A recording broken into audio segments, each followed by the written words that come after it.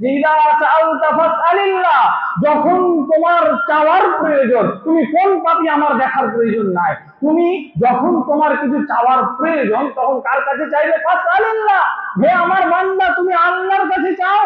আল্লাহ তাআলা বলছেন, তারপরে আর কি বলছেন যে যখন তোমার কিছু সাহায্য নেওয়ার প্রয়োজন হবে, সাহায্যটা কার কাছে নিবে?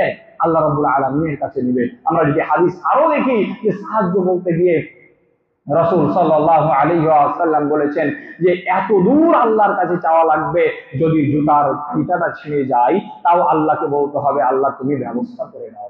যদি বাড়িতে লবণ শেষ হয়ে যায় তবু আল্লাহকে বলতে হবে আল্লাহ তুমি এই লবণের ব্যবস্থা করে দাও। প্রিয় শ্রোতাগণ, কিন্তু আমাদের এই যে একটা চিন্তাধারা দোকানে গেলেই পাওয়া যাবে না।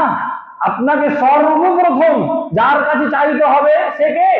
সে আপনার রব, সে আপনার রব, আপনার লালন পালনের দায়িত্ব বহন করেন। প্রিয় শ্রোতাগণ, তো আমরা দ্বিতীয় পয়েন্ট দেখলাম যে আল্লাহ ও তার বান্দার মধ্যে কোনো মিডিয়া সাব্যস্ত করা। মিডিয়া সাব্যস্ত করলে কি হবে?